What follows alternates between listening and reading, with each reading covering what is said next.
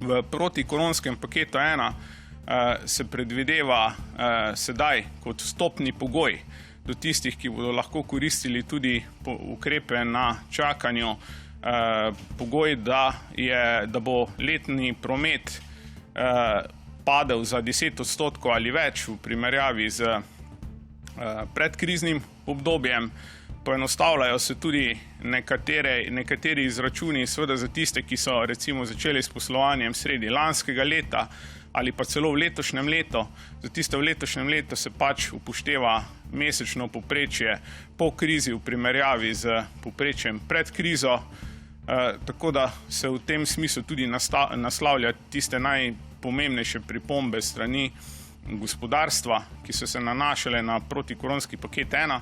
Vključuje se nekatere skupine, mikrodružbe na področju zavarovalniške dejavnosti, zaradi omejitev poslovanja se pa ne naslavlja večjih družb, srednjih in velikih, predvsem zato, ker je treba upoštevati, da zavarovalniška dejavnost teče normalno, zavarovanja se sklepajo, plačujejo, zato seveda v takšnih pogojih in primerih ni razloga za dodatno državno pomoč države. Lahko tudi obrnemo logiko in se vprašamo, ali se bodo določene premije znižale, glede na to, da je tu zaradi krize tudi nekaterih škodnih primerov manj. V protikoronskem paketu 2 se cilja predvsem seveda na hitro likvidnostno pomoč gospodarstvu. Izhodišče je seveda, da država daje poroštvo za mikro, mala in srednja podjetja v višini 80%, za velika podjetja, velike družbe v višini 70%. S tem prevzema nase velik del tveganja zaradi krize, ki je nastala, in seveda računamo, da bodo poslovne banke, ki bodo izvajale te ukrepe, temu primerno hitro in učinkovito zagotavljale likvidnostno pomoč gospodarstvu. Višina je omejena na 10% letnih prihodkov oziroma na letne stroške dela. Prav tako je kot dodaten pogoj postavljeno, da mora podjetje, ki se vključi v finančno likvidnostno shemo, sodelovati tudi v verižnem pobotu terjatev in obveznosti, vse z namenom preprečevanja verižne nelikvidnosti. Pozdravljeni. Torej, jaz bom predstavil osnovne karakteristike ukrepov na področju likvidnosti. To sodi pač v drugi segment ukrepov. Namen je zelo enostaven. Tudi struktura samih ukrepov je zelo enostavna, sledi vzorom, ki so bili uporabljeni v drugih državah evroobmočja. Gre se za to, da želimo stimulirati banke, da bi posojale gospodarstvu, podjetjem tudi v času gospodarskega upada, torej nadomeščanje izpada likvidnosti, s katerim se soočajo podjetja od pričetka pandemije.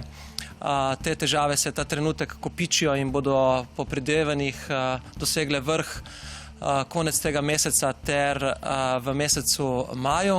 Potem pa seveda likvidnost bo potrebna gospodarstvu tudi za financiranje izhoda iz krize, takrat, ko se bo začela ekonomska aktivnost oživljati. Torej, ne želimo, da bi bila pomanjkanje finančnih virov ovira pri vklapljanju naših podjetij nazaj v dobaviteljske procese ter zagotavljanje svojih dobrin, ki jih pač proizvajajo za končni trg. Garancije bankam za likvidnostna posojila podeljuje država. Pri tem v okviru sklepov, ki jih je Evropska komisija sprejela na področju državnih pomoči, se dovoljuje prevzemanje tveganja v višini 80% za podjetja, ki sodijo v segment malih, mikro in srednjih podjetij, torej do 250 zaposlenih. Za velika podjetja pa je ta odstotek tveganja nekoliko nižji in znaša 70%. To enostavno pomeni, da bo država veliko večino potencialnih kreditnih izgub, ki naj bi nastale morebiti v prihodnjih letih prevzela nase. Resnično je izziv, da bo treba tudi pridobiti vire za vsa ta sredstva, vendar že na začetku lahko odgovorim, da finančna situacija je stabilna in da tudi likvidnost je seveda ustrezna. Pri oblikovanju strateških smernic in ukrepov je sodelovala svetovalna skupina in celoten zakon bo nudil pomoč prebivalstvu in gospodarstvu. Zaradi epidemije COVID-19 se svetovne gospodarske razmere naglo zaostrujejo, za evrsko območje prvi kazalci že nakazujejo močan padec gospodarske aktivnosti in poslabšanje razmer na trgu dela. Zelo negotovi so tudi obeti do konca leta 2020. Gre za najhujšo krizo po letu 2009. Nekatere inštitucije, na primer Banka Slovenije, napovedujejo veliko verjetnost močnejšega padca gospodarske aktivnosti, kot smo jo doživeli na začetku prejšnje svetovne gospodarske in finančne krize. Ocenjuje se namreč, da bi se bruto družbeni proizvod, se pravi gospodarska aktivnost, letos lahko skrčil celo med 6,2% in 16,1%. Medtem ko je padec gospodarske aktivnosti v letu 2009, to je leto prejšnje krize, znašal 7,5%. Vendar med strateškimi ukrepi za pomoč gospodarstvu so ključni ukrepi, ki bodo ohranili delovna mesta in podjetjem omogočili oživitev njihove investicijske aktivnosti.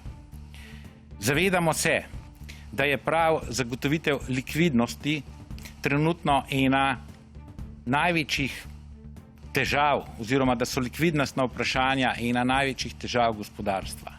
Pri pripravi tega paketa je vlada vodila odprt dialog, med drugim tudi z opozicijskimi strankami, predstavniki občin, sindikati in ostalimi.